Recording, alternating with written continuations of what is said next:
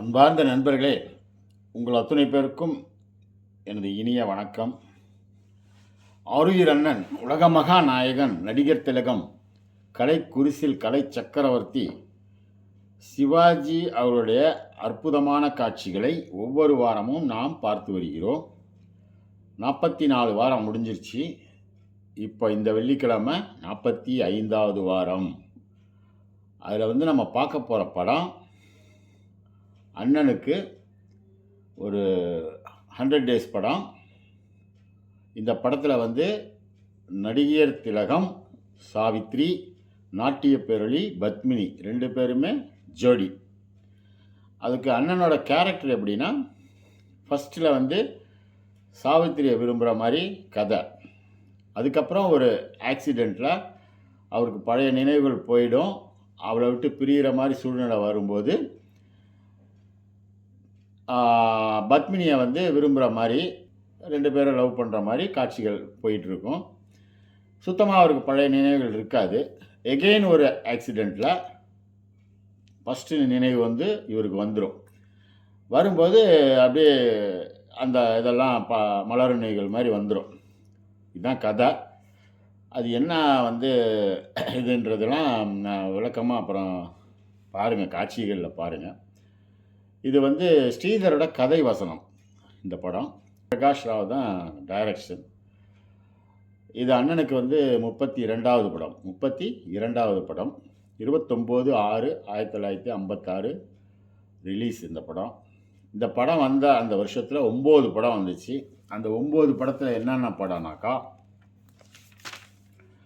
நான் பெற்ற செல்வம், நல்ல வீடு, நானே ராஜா, தெனாலிராமன், பெண்ணின் பெருமை, இந்த படமும் 100 நாள், ராஜா ராணி, அமரதீபம் 100 days, வாழ்விலே ஒரு நாள், ரங்கூன் ராதா.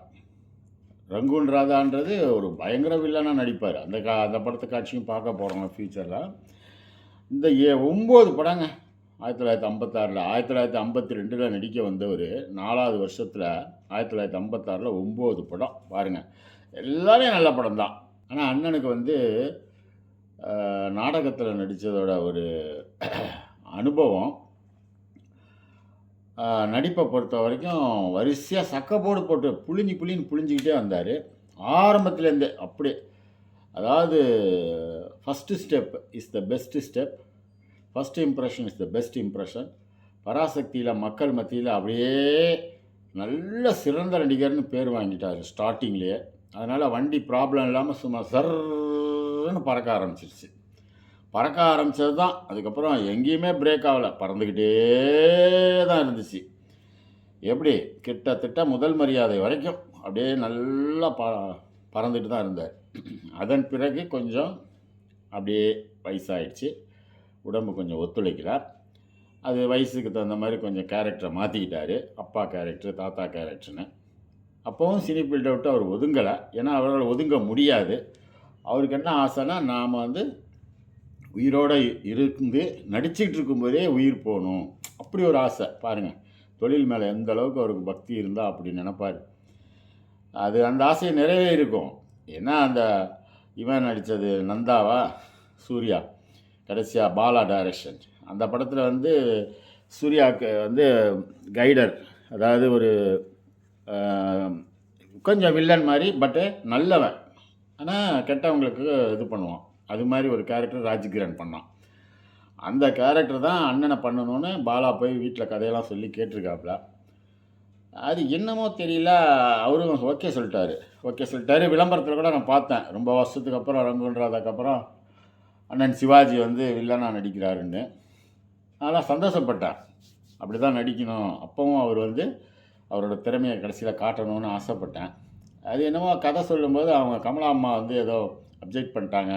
சாகுற மாரிலாம் இருக்கக்கூடாது, வேண்டாம் அப்படின்னு சென்டிமெண்ட் மாரி பார்த்துட்டாங்கன்னு சொன்னாங்க. ஏன்னா அப்போ தான் அவரு சிங்கப்பூர்ல போயிட்டு அந்த இதெல்லாம் முடிச்சுட்டு வந்தாரு. கீழ உணர்ச்சி வசப்பட்டு விழுந்து ஹார்ட் இதாகி வீக் ஆகி பேஸ் மேக்கர் வச்சு இருந்ததுனால, அவர் இன்னும் கொஞ்சம் நாளைக்கு வாழணும்னு அவங்க ஒரு சென்டிமெண்ட்டுக்காக அதை வேணான்ட்டாங்க. அந்த படத்தில் மட்டும் அவர் புக் ஆகி நடிச்சிருந்தாருன்னா கரெக்டாக அது தீபாவளிக்கு ரிலீஸ் அந்த படம். அவர் வந்து ஜூலை மாதம் தான் இறக்குறாரு. அந்த ஷூட்டிங்லாம் முடிஞ்சு படம் ரெடியாக இருந்திருக்கும். ஒரு அக்டோபரில் தீபாவளிக்கு அந்த படம் வந்திருக்கும். சிவாஜியோட கடைசி படம்னு பயங்கரமாக ஹிட் ஆகிருக்கும். அது ஒரு நமக்கு ஒரு அதிர்ஷ்டம் இல்லைன்னு தான் நான் சொல்லுவேன். ஏன்னா அவர் ஆசைப்பட்டதை தான். நான் நடிக்கும்போதே என் உயிர் போகணும்னு நினச்சாரு. ஆனால் கடைசி வரைக்கும் அந்த யானை இளைச்சாலும் மாடு இளைச்சாலும் கொம்பு இளைக்காதுன்னு சொல்லுவாங்க. கேள்விப்பட்டிருக்கீங்களா? மாடு இளைக்குமா, ஆனால் கொம்பு மட்டும் இளைக்காதாம். அந்த மாதிரி அண்ணன். அவர் வயசானாலும் இளைச்சாலும் இந்த நடிப்பு மட்டும் எல்லளவும் குறையல. அதுக்கெல்லாம் உதாரணம் நாம் சொல்ல முடியும். கடைசி காலத்தில் அவர் நடித்த என்னாசை ராசா எப்படி நடித்தார். அந்த கரகாட்டக்காரனாக வருவார். அந்த கால் நரம்புலேருந்து ஆடும். கடைசியில் கிளைமாக்ஸில் எந்திரிச்சு ஜில்லுன்னு போவார். அந்த சலங்கையை கட்டிக்கிட்டே போட்டிக்கு கலந்துக்கிறேன்னு அப்படி நடித்தார். தேவர் மகனில் எப்படி நடித்தார். கமலுக்கு அப்பாவாக வருவார். அந்த சேரை தூக்கி அப்படி போட்டுட்டு, போங்கடா நீங்களும் உங்கள் பஞ்சாயத்தும் அப்படின்னு சொல்லிட்டு அவர் வர்ற காட்சி. பட் அவருக்கு வந்து அந்த டைம் வந்து ஆண்டவன் எழுதி வச்சிட்டான். நல்ல பேரோடு தான் போனார். சிறந்த நடிகர்ன்ற பேரோடு தான் போனார். அவர் நடித்த அந்த படம் அமரதீபம். அந்த படம் தான் இன்றைக்கி நம்ம பார்க்க போகிறோம். ரொம்ப அற்புதமாக நடிச்சிருப்பார். அப்படியே பார்க்க ஆசையாக இருக்கும். அவர் அவ்வளோ அழகாக இருப்பார். ஆம்பளை நடிகர்லேயே முகத்தில் அந்த ஆண்மை சிங்கம்னு சொல்லுவாங்க.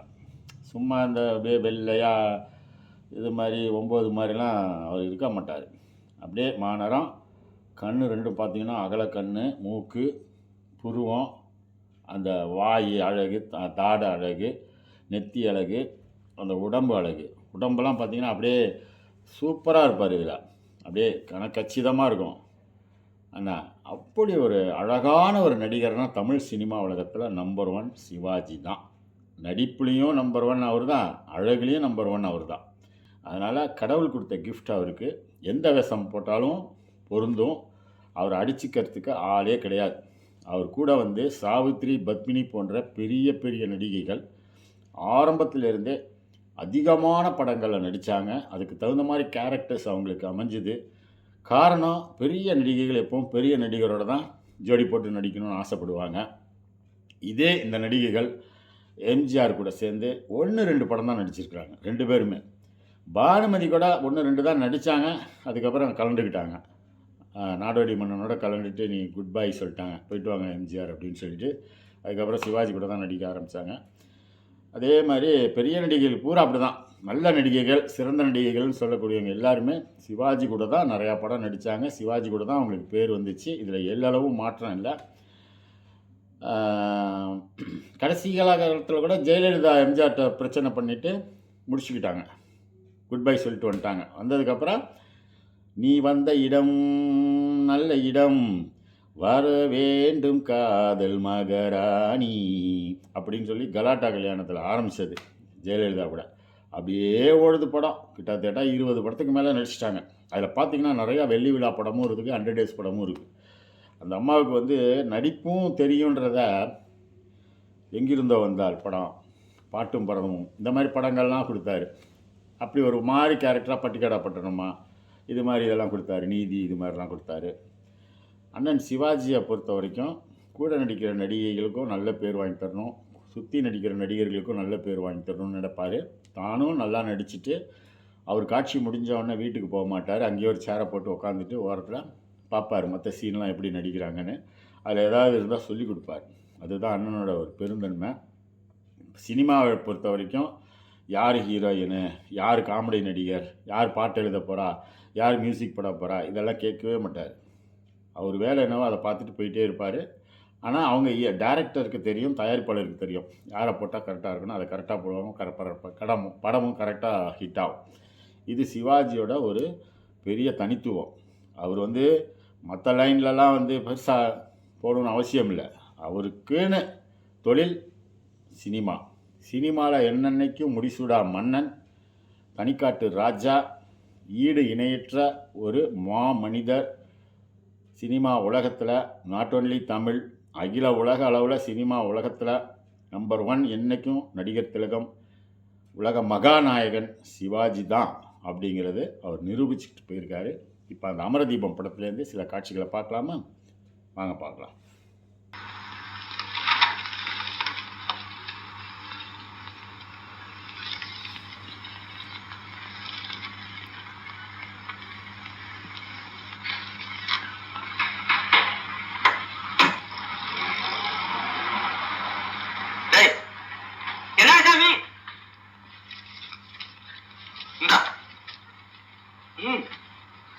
என்னது இதுதான்டா நாணயம். நாணயம் மனுஷனுக்கு அவசியம் தம்பி, நாணயம் மனுஷனுக்கு அவசியம், மிகவும் அவசியம். அதுவே நல்லோர்கள் சொல்லி வைத்த நன்மையான ரகசியம். நாணயம் மனுஷனுக்கு அவசியம். வாணிபத்தில் புரளுவது இந்த நாணயம், மனிதன் வாக்கை காக்க உதவுவது சொந்த நாணயம், மனிதன் சொந்த நாணயம், வயசு பசியை தீர்த்து வைக்கும் இந்த நாணயம். ஆமாமா, எப்படி கட்டும் விலைவாசி இருக்கிற இருப்புல அங்க 5-6 பேரு புழைக்கணுங்க. வேண்டாம், உன் கை கால் நல்லா இருக்கு, ஆளு நல்லா வாட்ட சாட்டமா இருக்கிற. நாங்க பண்றது வேலை கொடுத்தா செய்ய காத்துக்கிட்டு இருக்கேன். சொல்லுங்க சாமி, நீங்க ஏதாவது வேலையா அவசியம் கொடுக்குறேன்ப்பா. என்னோட நிர்வாகத்தின் கீழ் இந்த ராஜ்யம் வரட்டும், அப்ப உடனடியா முதல்ல உன்னோட குறைய தீர்க்கிறேன். இந்த இத வாங்கிக்கிட்டு ஆள விடு.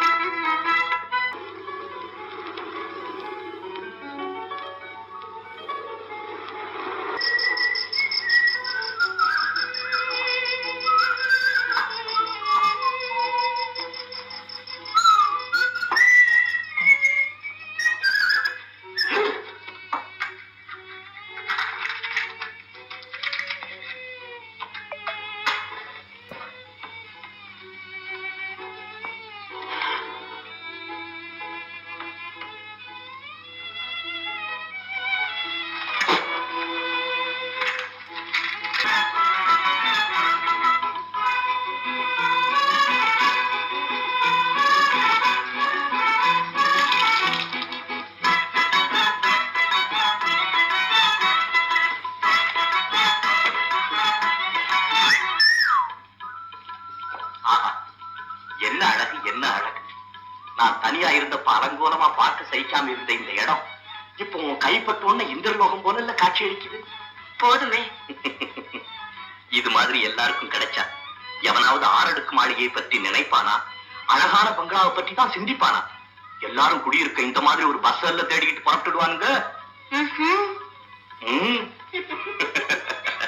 அருணா, நீ ரொம்ப பசியோட இருப்ப. இந்தா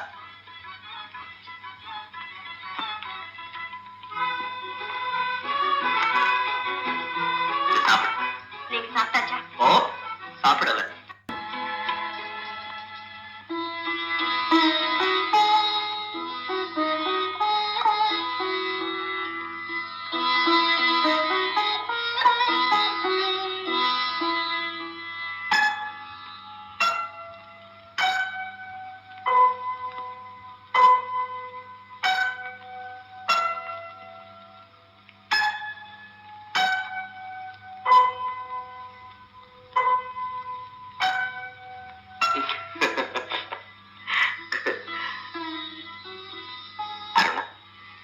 என்ன யோசிக்கிறேன்? ஓ, வீட்டுல இருந்திருந்தா வேற வேலைக்கு சாப்பாடு, விதவிதமான உடை, இவை எல்லாவற்றையும் விட்டு விட்டு ஒரு அன்னக்காவடியிடம் வந்து சேர்ந்து விட்டோமே என்ற ஏக்கமா? சொர்க்கத்தை இங்குதான் காண்கிறேன். நீ நினைக்கும் அந்த சொர்க்கத்தின் சிருஷ்டிகர்த்தா யார்? நீங்கள் தான். நானா?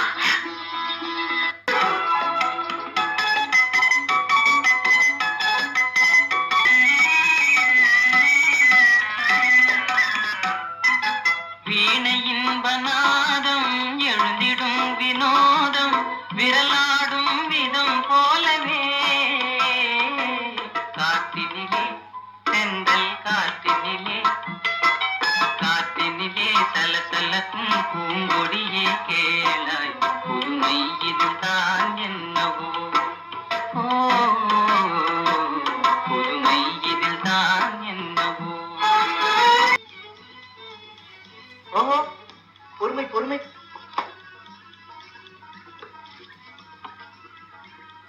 ம். ம்.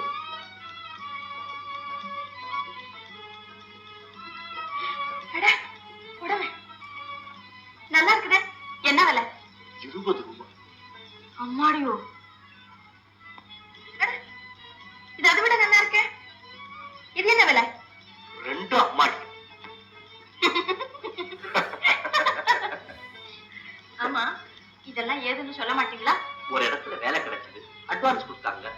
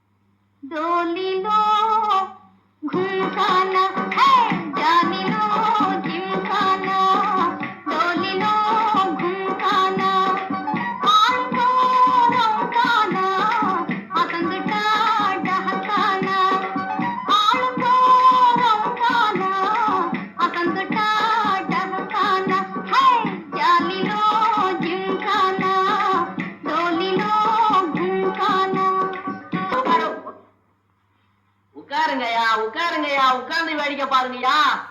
அட ஒன்னதாயா லோ.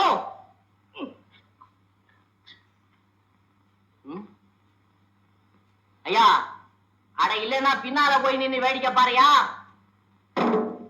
அட நீங்களாவது சொல்லுங்கய்யா, நீங்களாவது சொல்லுங்கய்யா. உட்காருயா, இல்லன்னா பின்னால போயா.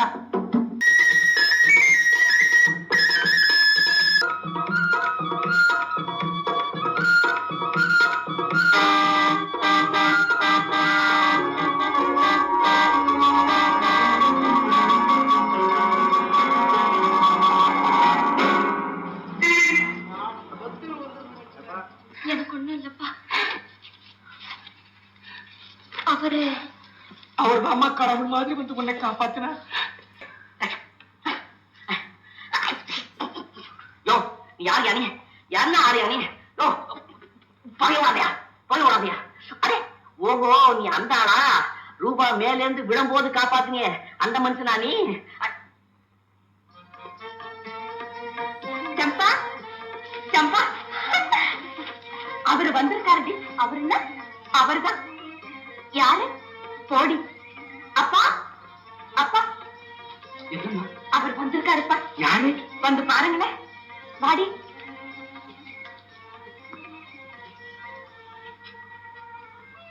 ஆமாமா, அவரேதான். என்ன எல்லாரும் புது மிருகத்தை பாக்குற மாதிரி பாக்குறீங்க? அன்னைக்கு நீங்க என் குழந்தைய காப்பாத்தல. ஒண்ணும் ஆயிருக்காது. அத்தனை கூட்டமும் ஐயோ பாவம்னு அனுதாபத்தை ஒரே வார்த்தையில சொல்லிட்டு கிளம்பி இருக்கும். நீங்க எங்க இருக்கீங்க தம்பி? யாதும் ஊரே யாவரும் கேளி. எங்கேயாவது வேலை பாக்குறீங்களா? அப்போ சாப்பாடு?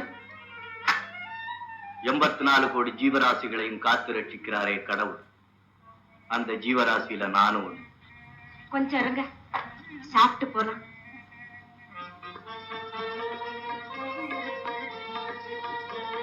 ரொம்ப நன்றி. ரொம்பவும் ஆச்சரியமான பிள்ளையா இருக்கு. ஆமா, பாவம், ரொம்ப நல்லவர்.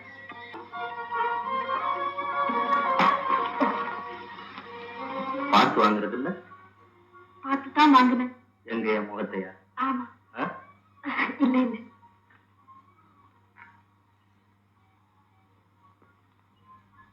இத சாமி, உங்களுக்காகத்தான் பறிக்க நினைச்சேன். எனக்கா? ஆமா. நீங்க களைச்சு போய் ரொம்ப பசியோட வந்திருப்பீங்கன்னு எனக்கு தெரியும். இந்தாங்க. ரூபா, இதுவரைக்கும் யாரும் என்கிட்ட இவ்வளவு அன்பா பழகினது கிடையாது. இது என் கடமை.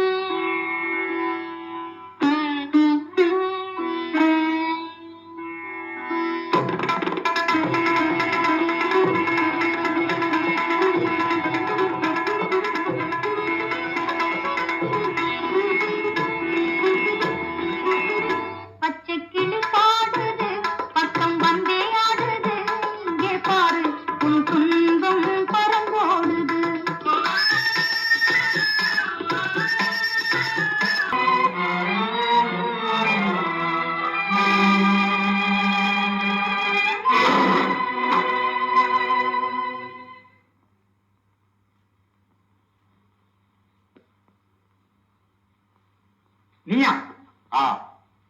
நானேதான். தொழிலாளி, பிறந்த நாட்டை பொன்னாடாக்க பாடுபடும் பாட்டாளி. ஏன் விழிக்கிறீர்கள்? நீங்களெல்லாம் மனிதர்கள் தானே? மனிதனை மனிதனாக நடத்த வேண்டும் என்ற மனோபாவம் உடையவர்கள் தானே? போடும், நிறுத்து. குமுறும் எரிமலை, கொந்தளிக்கும் கடல், இவைகளை தடுத்து நிறுத்தும் திறன் எவருக்குமே இருந்ததில்லை. குற்றம் செய்தவர்களிடத்திலேயே குறை கூற வந்திருக்கிறேன். நீதி கிடைக்கும் என்ற நம்பிக்கையில் அல்ல, நேர்மையை பற்றி போதிக்க. இதோ பாருங்கள், மரணப்படுக்கையிலே துடித்துக் கொண்டிருக்கும் மனைவியை காப்பாற்ற 10 ரூபாய் வேண்டும் என்று கேட்டவனின் பரிதாப நிலையை. உங்கள் அக்கிரமத்தின் எல்லையை காட்டும் அளவுகோல் இது. ரத்தத்தை வேர்வையாக வடித்து தன் உடலையும் உயிரையும் உங்களிடத்திலே அடிமைப்படுத்திவிட்டு இரவு பகல் என்று பாராமல் இன்பம் இன்னதென்றறியாமல் உழைத்து உழைத்து உருகுலைந்து போயிருக்கும் உத்தமனுக்கு நீங்கள் செய்யும் கைமாறு இதுதானா? உங்களுக்கு இருக்கும் உணர்ச்சியும் உள்ளமும் இவனுக்கு இல்லையா? பாசமும் நேசமும் பந்தமும் சொந்தமும் இவனுக்கு கிடையாதா? மனித சமுதாயத்தை உருவாக்கும் திறன் படைத்த இவன் கண்ட பலன் என்ன? சொல்லுங்கள்.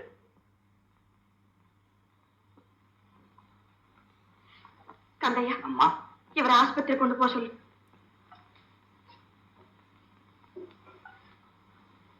இத பாருங்க, வருத்தப்பட வேண்டாம். இதை நான் விசாரிக்கிறேன். விசாரணை செய்ய வேண்டியது நீங்கள் அல்ல. நீங்கள் வசிக்கும் மாளிகை இவர்களால் உருவாக்கப்பட்டது. நீங்கள் அனுபவிக்கும் சுகத்திற்கு ஆதிகர்த்தா இவர்கள். நீங்கள் நடந்து செல்லும் இன்ப பாதையை சப்பனிட்டுக் கொடுத்தது இவர்கள். இதையெல்லாம் நன்றி சிறிது கூட இல்லாமல் இவர்களை கொடுமைப்படுத்தும் நீங்கள் நீதி தேவனின் முன்பு பதில் சொல்லும் காலம் வரத்தான் போகிறது என்பதை நினைவுபடுத்துகிறேன். உன் எதிர்ச்சைகள் செயற்கரிய செயல். பாவம் வேறு என்ன செய்ய முடியும்? உத்தியோக உயர்வா கொடுக்கப் போகிறீர்கள்? நேர்மையை நெருப்பிலே போட்டு எரிக்கிறான். இரக்கமுள்ள இதயத்தை எடுத்தறிந்து விட்டு அரக்கனாக மாறி அக்கிரமங்கள் செய்கிறான். இதுக்குள்ள எங்க புறப்பட்டீங்க? என் உழைப்புல நம்பிக்கை வைக்கிற மனுஷன் எவனாவது கிடைப்பானான்னு தேடி பார்த்துட்டு வரேன். அப்படின்னா நீங்க இருந்த வேலை போயிடுச்சா? அது இருக்கு, நான் தான் அதுல இல்ல. ஏன்? ஒண்ணும் இல்ல. முதலாளி மனசுல குறைக்கிறாப்புல சில உண்மைகளை எடுத்து சொன்னேன். இவ்வளவு பெரிய அறிவாளியை நாம தெரியாம வேலைக்கு வச்சுக்கிட்டு இருந்தோம்னு ரொம்ப ஃபீல் பண்ணி டிஸ்மிஸ் பண்ணி. இந்த வேலையும் போயிடுச்சு. இனிமே என்ன செய்யறது? இது என்ன பெரிய கலெக்டர் வேலை போயிடுச்சேன்னு வருத்தப்படுறதுக்கு? ஆஃப்டர் ஆல் கூலி வேலை. கிடைச்சா பாக்குறது, இல்லாட்டி இருக்கவே இருக்கு படுக்க தர குடிக்க தண்ணி.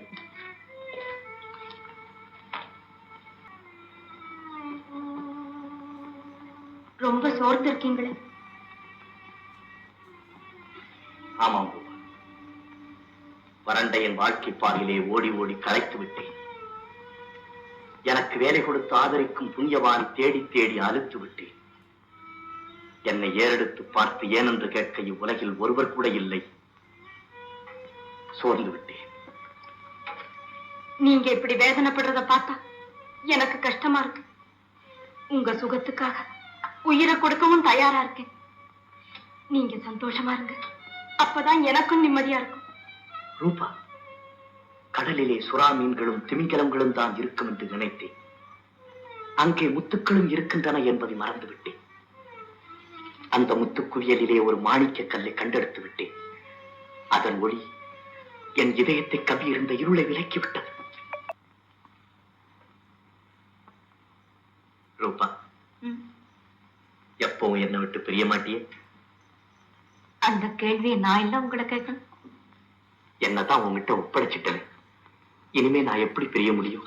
காலத்தை சிந்தித்து பாருங்க. எனக்கு எதுவுமே நினைவில்லை. உங்களை பற்றி கூட உங்களுக்கு நினைவில்லையா? உங்களை நீங்களே மறந்து விட்டீர்களா? சொல்லுங்க, நீங்கள் யார்? சொல்லுங்க, நீங்கள் யார்? நான் யார்?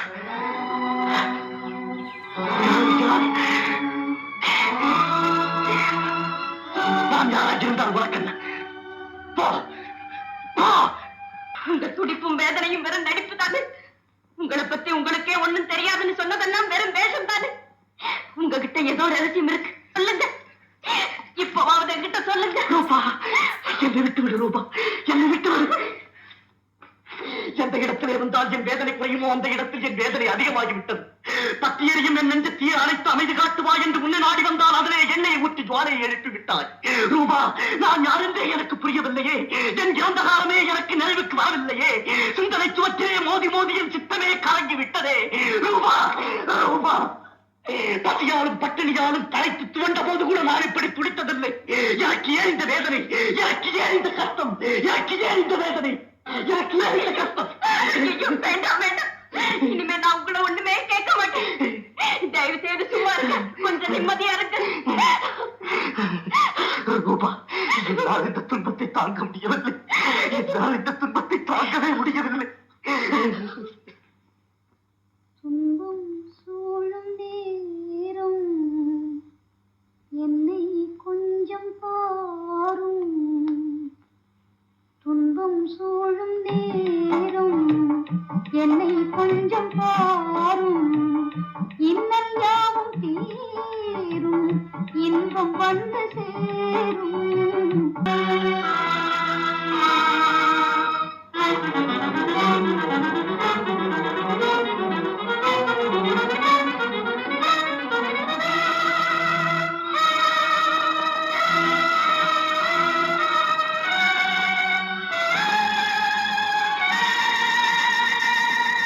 அம்மா, என்னம்மா இது? அம்மா விடுங்களப்பா, என்னை விடுங்க. இத்தனை நாள் அவருடன் பழகி அன்பு செலுத்தியதற்கு என்னை திரும்பி கூட பார்க்காமல் போய்விட்டாரே அப்பா. இனிமே நான் எதற்காக வாழ வேண்டும்? எனக்கு பைத்தியம் பிடித்துவிடும். அதை விட நான் சாவதே மேல். என்னை விடுங்கள். நீ எதுக்காகம்மா சாகணும்? உன் சந்தோஷத்துக்கு குறுக்கறினவங்க தான்மா சாகணும். ஆமா, அவங்க தான் சாகணும்.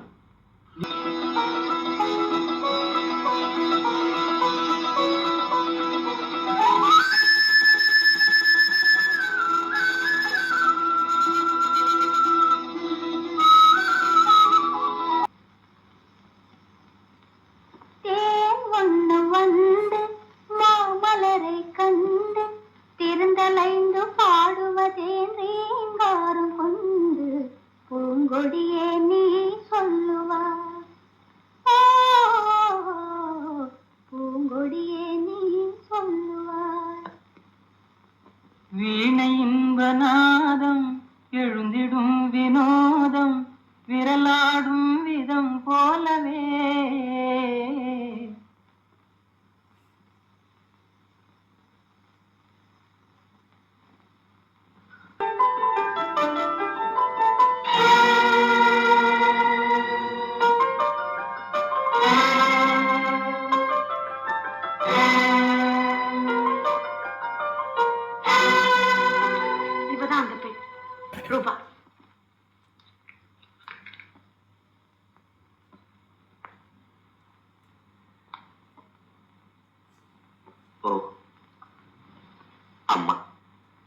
நீ எனக்கு செய்த உதவியையும் கொடுத்த ஆதரவையும் என்றென்றைக்கு மறக்க மாட்டேன்.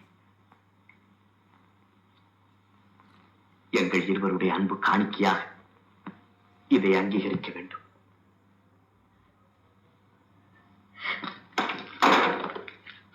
யாருக்கு வேண்டும் இந்த கைக்கூலி? கேவலம் இந்த பணத்தையும் காசையும் பார்த்து மயங்கி நீங்கள் தான் அறிவை இழந்து அடிமையாகி விட்டீர்கள் என்றால் என்னையுமா அப்படி அற்பத்தனமாக நினைத்து விட்டீர்கள்? இந்த பொண்ணுக்கும் பொருளுக்கும் ஆசைப்பட்டால் இரவும் பகலும் உங்களுக்காக நான் பாடுபட்டேன். என்னுடைய தூய்மையான சேவைக்கு நீங்கள் கொடுக்கும் கூலியா இது? என்னை அவ்வளவு கேவலமாக எடை போட்டு விட்டீர்கள்.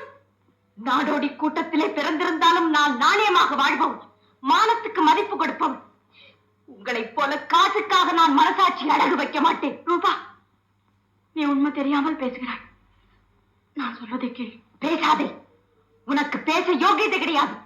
ஒரு பெண்ணுடைய வாழ்வை நாசப்படுத்திய மோசக்காரினி, ஒரு அபலையின் நம்பிக்கையை நிர்மூலமாக்கிய நயவஞ்சகினி, என் சந்தோஷத்தை கொள்ளையடித்து என் சுகத்துக்கு சமாதி கட்டி என்னை நடைப்புணமாக ஆக்கி வைத்திருக்கிறாயே போதாது? என் எதிர்காலத்தை இருட்டாக்கி என் இதயத்தை தூள் தூளாக உடைத்தறிந்தாயே போதாது? உன்னுடைய இன்பத்திற்காக நீ என்னைத்தானா பழிவாங்க வேண்டும்? நானும் ஒரு பெண் தானே. உனக்கு இருக்கும் உணர்ச்சி எனக்கு இருக்காதா? மனதுக்கு பிடித்த வாலிபரோட வாழ்க்கை நடத்த எனக்கு மட்டும் உரிமை இல்லையா? அம்மா, நீ பணக்காரி. நீ நினைத்தால் உன்னை மாலையிட எத்தனையோ பேர் காத்துக் கொண்டிருப்பார்கள். ஆனால் எனக்கு இவர்தான் உயிர், இவர்தான் உலகம். வானமே இடிந்து விழுந்தாலும் என்னை இவர் கைவிட மாட்டார் என்ற ஆசையோடு காத்திருந்தேன். என்னுடைய களங்கம் இல்லாத அன்பையெல்லாம் இவர் காலடியிலேயே அர்ப்பணம் செய்திருந்தேன். என் எண்ணத்திலே மண்ணை வாரி போட்டு விட்டாயே, இது நியாயமா? இவர் சந்தோஷத்துக்காக நான் எவ்வளவு பாடுபட்டிருப்பேன் தெரியுமா? இவர் சஞ்சலத்தை போக்க நான் எப்படியெல்லாம் துடித்திருப்பேன் தெரியுமா? அவர் அடிபட்டு ஸ்மரணை இல்லாமல் கிடந்த போது அவர் பிழைப்பதற்காக இரவும் பகலும் ஒரு நிமிஷம் கூட கண்மூடாமல் அவர் பக்கத்திலேயே உட்கார்ந்து அவருக்கு பணிவிட செய்து அவரை காப்பாற்றியதெல்லாம் எதற்காக? உயிரோடு அவரை உன்னிடம் பறிகொடுக்கவா? என் ஆசையை கசக்கி எறிந்து என் எண்ணத்தை வேரோடு வெட்டி முறித்தாயே. நீ மட்டும் சந்தோஷமாக வாழ முடியுமா? மனம் குமரி நான் சிந்தும் கண்ணீர் உன்னை சும்மா விடுமா? என் வயிறறிவதைப் போல் நீயும் மெருந்து நாசமாக போய்விட மாட்டாயா? ரூபா, உனக்கு என்ன பைத்தியம் பிடித்து விட்டதா? ஆத்திரத்திலே அறிவிழந்து விட்டாயா? ஒரு பெண்ணுக்கு பொறுமை வேண்டும், அடக்கம் வேண்டும். ஆஹா, அடக்கத்தை பற்றி பேசுகிறாயே. உனக்கு இருக்கிறது அடக்கம். அவரை வசியப்படுத்த உன் அந்தஸ்து, கௌரவம் எல்லாவற்றையும் மறந்துவிட்டு என் குடிசைக்கு பலமுறை ஓடி ஓடி வந்தாயே, அப்போது இருந்ததா உனக்கு அடக்கம்? ரூபா, எனக்கு சொந்தமான இவரை எங்கிருந்தோ வந்து எப்படியோ மயக்கி நான் கதற கதற என்னிடமிருந்து பிரித்து கூட்டிக் கொண்டு போனாயே, அப்போது இருந்ததா உனக்கு அடக்கம்? ரூபா, சண்டாளி, சதிகாரி, நான் இந்த நிலைமைக்கு வந்ததே உன்னால் தான். இத்தனைக்கும் காரணம் நீதான். என் வாழ்வுக்கு உழைத்த பாதகி, ஒழிந்து போ. அம்மா, நிறுத்தமா, நிறுத்து. தடுக்காதீர்கள் அப்பா. நான் சொல்றத கேளம்மா. விடுங்க. இந்த பாதகியை கொள்ளாமல் நான் விடமாட்டேன். ஐயோ, அவன் சகோதரி அம்மா, உன் கூட பிறந்தவள். சகோதரி? நிஜமாகவா? ஆமாம்மா, சின்ன வயசுல நீ விஷஜுரத்தினாலே சாவோட போராடிக்கிட்டு இருந்த. பணம் இல்லாம எந்த டாக்டரும் வைத்தியம் செய்ய முன்வரல. ஏன் நான் என்ன செய்வேன்? கடைசியில ஒரு முடிவுக்கு வந்து என் மனச கல்லாக்கிக்கிட்டேன். உன் உயிரை காப்பாற்று உன் சொந்த தங்கையை பணத்துக்காக ஒரு சீமானுக்கு தத்தம் பண்ணேம்மா. அன்னைக்கு உனக்காக நம்மை விட்டு பிரிஞ்சு உன் சொந்த தங்கை இவதாம்மா. இவ இல்லைன்னா இன்னைக்கு நீ இல்லைம்மா. நம்ம குல வழக்கப்படி அவ கையில கூட பச்சை குத்தி இருக்கும். பாருமா, இத பாரு, பாரு.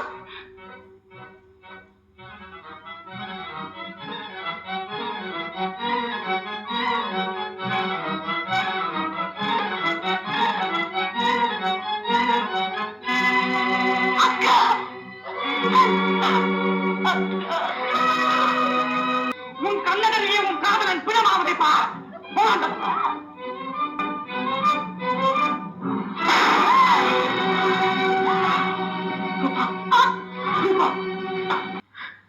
நீ எங்கள் வாழ்விலே ஒளிபரப்பிய அமர தீபம். அழகும் அறிவும் அன்பும் பண்பும் உருவாயமைந்த தேவி. படம் பார்த்தீங்களா? ஒரு அற்புதமான கதை. 2 ஹீரோயின் போட்டு அண்ணன் அப்போவே வித்தியாசமாக நடிச்சிருக்காரு. ஒரு நாடி நரம்பெல்லாம் ஆட்டி வைக்கக்கூடிய ஒரு கலைஞன்னா அது சிவாஜி மட்டும்தான். வேற எவனுக்கும் அந்த திறமை கிடையாது. அடுத்த வாரம் இன்னொரு படத்தில் சந்திப்போம். நன்றி, வணக்கம்.